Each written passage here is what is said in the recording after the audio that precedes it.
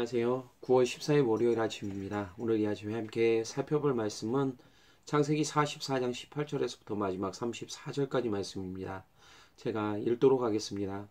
유다가 그에게 가까이 가서 이르되 내 주여 원하건대 당신의 종에게 내 주의 귀에 한 말씀을 아뢰게 하소서. 주의 종에게 노하지 마소서. 주는 바로와 같으심이니이다. 이전에 내 주께서 종들에게 물으시되 너희는 아버지가 있느냐 아우가 있느냐 하시기에 우리가 내 주께 아뢰되 우리에게 아버지가 있으니 노인이요 또 그가 노년에 얻은 아들 청년이 있으니 그의 형은 죽고 그의 어머니가 남긴 것은 그뿐이므로 그의 아버지가 그를 사랑하나이다 하였더니 주께서 또 종들에게 이르시되 그를 내게로 데리고 내려와서 내가 그를 보게 하라 하시기로 우리가 내 주께 말씀드리기를 그 아이는 그의 아버지를 떠나지 못할지니 떠나면 그의 아버지가 죽겠나이다. 주께서도 주의 종들에게 말씀하시되 너희 막내 아우가 너희와 함께 내려오지 아니하며 너희가 다시 내 얼굴을 보지 못하리라 하시기로 우리가 주의 종 우리 아버지에게로 돌아 올라가서 내 주의 말씀을 그에게 아뢰었나이다. 그 후에 우리 아버지가 다시 가서 공부를 조금 사오라 하시기로 우리가 이르되 우리가 내려갈 수 없나이다. 우리 막내 아우가 함께 가면 내려가려니와 막내 아우가 우리와 함께 가지 아니하면 그 사람의 얼굴을 볼 수 없음이니이다. 주의 종 우리 아버지가 우리에게 이르되 너희도 알거니와 내 아내가 내게 두 아들을 낳았으니 하나는 내게서 나갔으므로 내가 말하기를 틀림없이 찢겨 죽었다 하고 내가 지금까지 그를 보지 못하거늘 너희가 이 아이도 내게서 가려하니 만일 죄가 그 몸에 미치면 나의 흰머리를 슬퍼하며 수월에 내려가게 하리라 하니 아버지의 생명과 아이의 생명이 서로 하나로 묶여 있거늘 이제 내가 주의 종 우리 아버지에게 돌아갈 때에 아이가 우리와 함께 가지 아니하면 아버지가 아이 없음을 보고 죽으리니 이같이 되면 종들이 주의 종 우리 아버지가 흰머리로 슬퍼하며 수월로 내려가게 함이니이다. 주의 종이 내 아버지에게 아이를 담보하기를 내가 이를 아버지께로 데리고 돌아오지 아니하면 영영이 아버지께 죄짐을 지리이다 하였사오니 이제 주의 종으로 그 아이를 대신하여 머물러 있어 내 주의 종이 되게 하시고 그 아이는 그의 형제들과 함께 올려보내소서. 그 아이가 나와 함께 가지 아니하면 내가 어찌 내 아버지에게로 올라갈 수 있으리까. 두렵건대 죄가 내 아버지에게 미침을 보리이다. 아멘. 또다시 야곱의 아들들이 곡식을 얻기 위해 애굽으로 내려갔습니다. 이번에는 막내 동생 베냐민도 함께합니다. 예전에 애굽 총리가 그를 데려오지 않으면 다음에는 곡식을 주지 않겠다라고 말했기 때문입니다.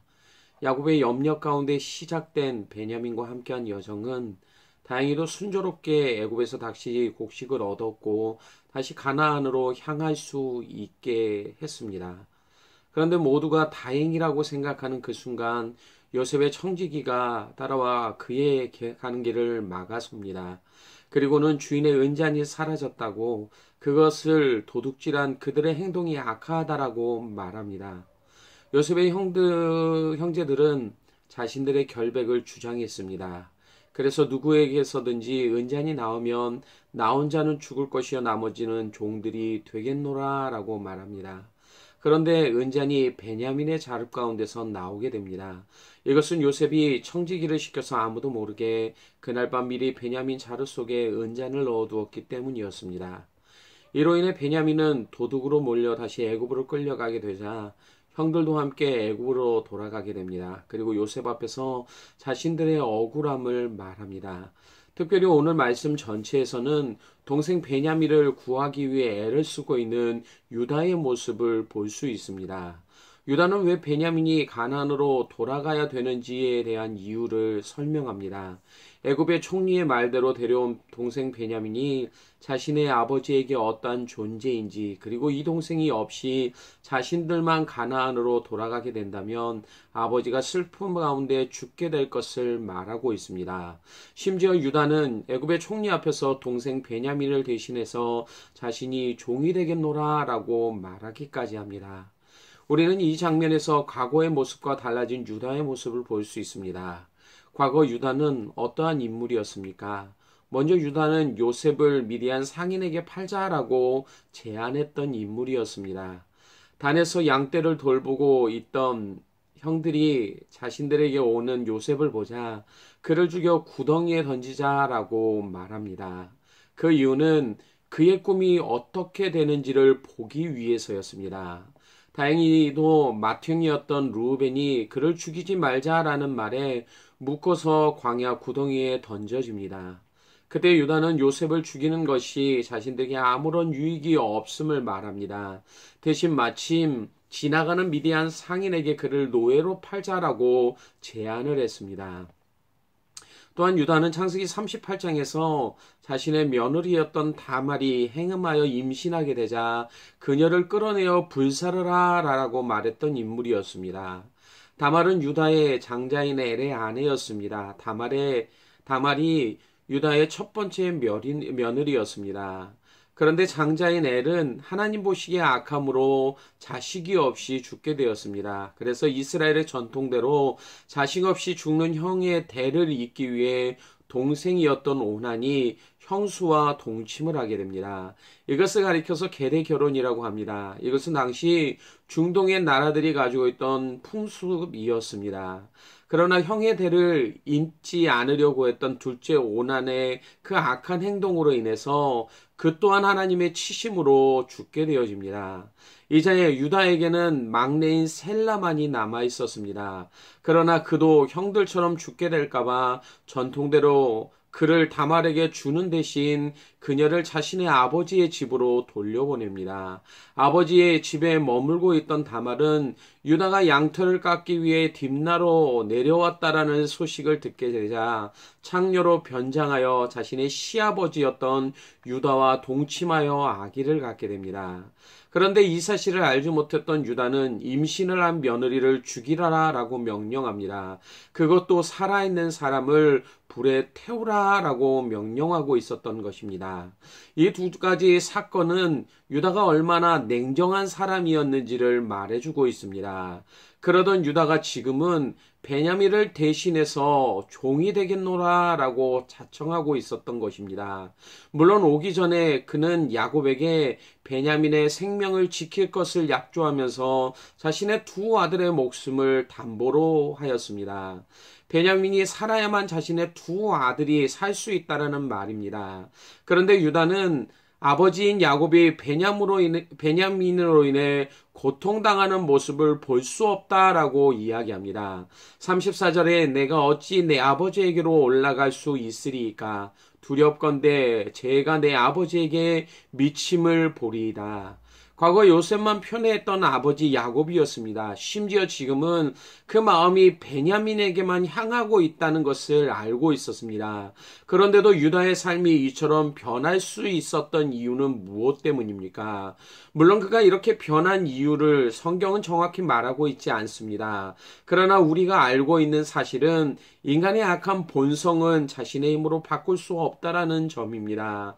우리는 때가 되면 철이 들고 모든 것을 바르게 분별할 수 있는 그런 존재가 아닙니다. 시간이 지날수록 우리의 성격은 더욱 고집세지고 자신의 주장만 옳다라고 여기게 됩니다. 절대로 다른 사람들의 말은 들으려고 하지 않는 것이 우리들이 갖고 있는 그러한 모습입니다.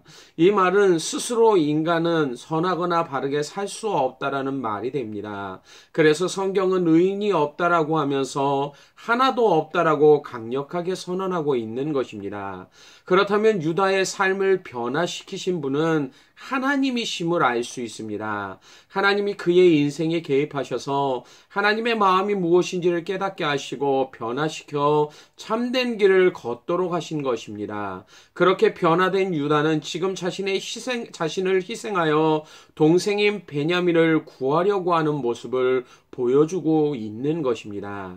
유다의 이러한 행동에서 우리는 장차 나타나게 될 하나의 사건을 볼 수 있습니다. 바로 유다의 자손으로 태어나게 될 메시아이신 예수 그리스도이십니다. 실제로 예수님은 자신의 생명을 들여 죄로 인해 죽게 될 자들을 구원하셨습니다. 그리고 그들을 가리켜 친백성이라 라고 부르셨습니다. 디도서 2장 14절에 그가 우리를 대신하여 자신을 주심은 모든 불법에서 우리를 구속하시고 우리를 깨끗하게 하사 선한 일에 열심하는 친백성이 되게 하려 하심이니라 라고 말씀하셨습니다. 말씀합니다. 이것은 예수님을 통해 구원받는 자들의 삶이 어떠한 것인지를 보여주고 있습니다. 먼저는 우리를 깨끗하게 하신 대로 사는 것입니다. 이것은 예수님의 구속으로 인한 결과입니다. 또한 거듭난 사람의 모습이기도 합니다. 그렇다면 현재의 삶이 이전과 비교해 볼 때 아무런 변화가 없다면 그것은 구원받지 못했음을 증거하는 것이기도 합니다. 성도들 가운데 이 사실을 간과하는 경우가 많습니다. 그래서 구원받았다라고 하면서도 자신의 감정대로 성격대로 행동하는 분들을 종종 보게 됩니다.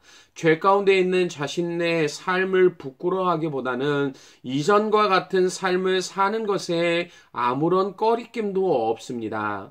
오히려 더욱 악해지는 자신의 모습을 보면서 다시 하나님께 돌아가고 싶은 갈망조차 그들의 삶 속에서 찾아볼 수 없습니다. 왜냐하면 하나님께 돌아간다라는 의미가 무엇인지를 경험해 보지도 알지도 못하기 때문입니다. 예수 그리스도로 구속하심을 받은 사람은 날마다 죄와 싸우는 사람들입니다. 늘 말씀드리지만 피를 흘리면서 싸우는 자들입니다. 물론 우리의 힘으로 이 싸움에서 승리하는 일은 쉽지 않습니다. 아니, 승리할 수 없습니다. 그러나 이 싸움에서 하나님의 도우심과 긍휼하심을 구하는 자들에게 하나님은 불쌍히 여기시고 인도하여 주십니다. 더욱 깨끗한 삶 가운데 거하도록 성령님을 통해 날마다 새로워질 수 있도록 도와주십니다. 이것이 하나님의 친백성이 된 거듭난 사람들의 모습입니다. 날마다 거룩함을 사모하는 가운데 성화되어져 가는 성도의 모습이기도 합니다. 또 다른 모습은 선한 일에 열심을 내는 삶입니다. 여기서 말하는 선한 일이란 세상에서 말하는 그러한 선한 것을 뜻하는 말이 아닙니다. 단순히 남을 돕고 봉사하고 선을 베푸는 그러한 일에 대해서 선한 일이라고 말하고 있는 것이 아닙니다.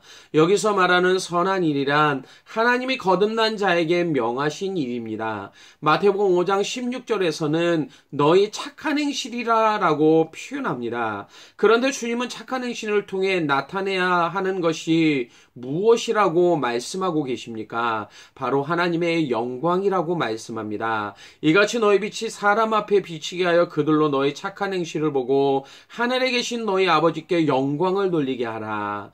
우리가 행하는 선한 일은 하나님의 영광을 드러내는 일이어야만 합니다. 모든 삶을 통해 마땅히 은혜를 받은 자로서 살아가야만 합니다. 여기에는 내 맘대로가 없습니다. 내가 원하는 일을 하고 원하지 않은 일은 하지 않아도 된다라는 뜻이 아니기 때문입니다. 삶의 모든 것을 통해 하나님을 기쁘시게 하는 삶, 특별히 그분을 경험하고 사람들에게 그분을 보여주는 것만이 바로 하나님께 영광을 돌리는 삶이기 때문입니다. 오늘 우리는 동생 베냐민을 위해 자신을 희생하고 있는 유다의 모습을 보았습니다. 그의 삶의 변화가 하나님을 통해 이루어졌던 것처럼 우리의 삶의 변화도 하나님이 이루십니다. 특별히 예수님을 믿는 믿음을 우리에게 주셔서 이 땅에서 하나님의 백성으로 참되게 살아가도록 하시는 분이 하나님이심을 오늘 우리에게 보여주고 있는 것입니다. 오늘 우리의 삶이 예수님과 동행하는 삶이 되어지기를 원합니다. 삶의 모든 순간순간마다 더욱 하나님을 드러낼 수 있기를 원합니다. 이것이 나의 기쁨이 되고 즐거움이 되어서 날마다 주님 안에 거함이 복된 것인지를 알고 더욱 그분 안에 머물기를 소원할 수 있는 그러한 삶을 사실 수 있기를 원합니다. 이러한 복이 우리 가운데 있으시기를 주님의 이름으로 간절히 축원합니다. 기도하겠습니다.